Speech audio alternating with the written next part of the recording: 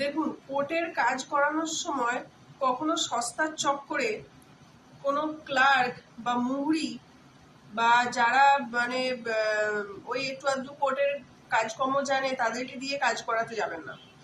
কারণ দেখবেন ওই যে রেজিস্ট্রি অফিসের সামনে দেখবেন কিছু ওই সার্চিং ফার্চিং এর কাজ করে কিছু মুহুরি আছে, ঠিক আছে।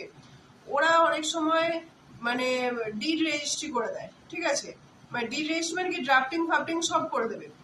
এবারে দেখুন, আপনার একটা ডিড রেজিস্ট্রি হচ্ছে, সে হয়তো বললো যে আমি 5,000 টাকা আমি রেজিস্ট্রি করে দেবো, কিন্তু সেটা আপনি একজন অ্যাডভোকেটকে দিয়ে করাতে গেলে আপনার 10,000 টাকার মতো খরচা হবে। আমি বলবো অবশ্যই একজন অ্যাডভোকেটকে দিয়ে সেই কাজটা করাবেন। তার কারণ হচ্ছে, দেখুন, কাজ তো সবাই করতে পারে। এখন ডাক্তার আর হাতুড়ে ডাক্তার এই দুটোর মধ্যে পার্থক্য আছে। এমন অনেক কিছু আইনের মারপ্যাচ আছে, অনেক কিছু হিসাব নিকাশ আছে যেগুলো একটা মুহুরির পক্ষে বোঝা সম্ভব নয়, ঠিক আছে। তো সেই কারণে বলছি, হয়তো আপনার কোর্টের কোনো এফিডেভিটের দরকার আছে, আপনার পাড়ায় কেউ কোর্টে কাজ করে, বললেন যে একটু ভাই নোটারি করে এনে দিবি। হ্যাঁ, ও বলে যে হ্যাঁ হ্যাঁ আমি লিখে সব করে দেবো, 200-300 টাকায় কাজ হয়ে গেলো। সেটা একটা অ্যাডভোকেটের কাছে নিয়ে গেলে হয়তো আপনার বেশি মানে ওই ওই একই হয়তো প্রায় খরচা পড়বে, ঠিক আছে, হয়তো 50-100 টাকা কম বেশি হবে।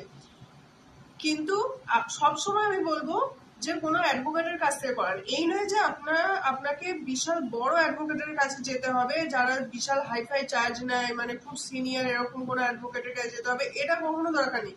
মানে রিসেন্ট পাস আউট হয়েছে এরকম কারোর কাছেও যেতে পারেন, জুনিয়র 3-4 বছর কাজ করছে তাদের কাছে যেতে পারেন। তারা কি করবে, আপনার রেটটাও নমিনাল নেবে প্লাস কাজটাও করবে। কারণ হচ্ছে শুধু এইটুকু দেখে নেবেন যে কোনো ভালো অ্যাডভোকেটের আন্ডারে সে কাজ করছে কিনা।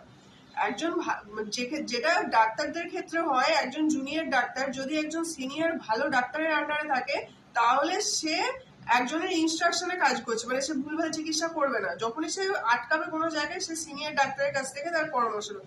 সেম জিনিসটা কিন্তু আমাদের লিগাল প্রফেশনেও।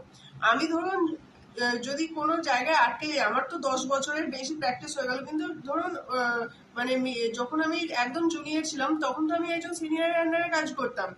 ধরুন আমি কোনো একটা জায়গায় আটকে গেছি, আমি বুঝতে পারছি না যে কি করব, তখন কিন্তু আমি আমার সিনিয়রকে জিজ্ঞেস করতাম এবং আমার সিনিয়র আমাকে ইনস্ট্রাকশন দিত, এটা এইভাবে করো, দেখো ওই জাজমেন্টটাতে এরকম ভাবে, বা এই ধরনের কোনো জাজমেন্ট থাকতে পারে কিনা খুঁজে দেখো, বা এটা বা এইভাবে ওনারা ইনস্ট্রাকশন দিতে থাকেন তাদের জুনিয়রদের। তো সেখানে ভুল হওয়ার কোনো জায়গা নেই, ঠিক আছে।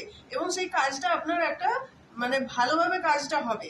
সুতরাং সস্তার চক্করে, 100-150 টাকার চক্করে আপনি কখনো ওই ক্লার্ক বা মুহুরিকে দিয়ে কাজ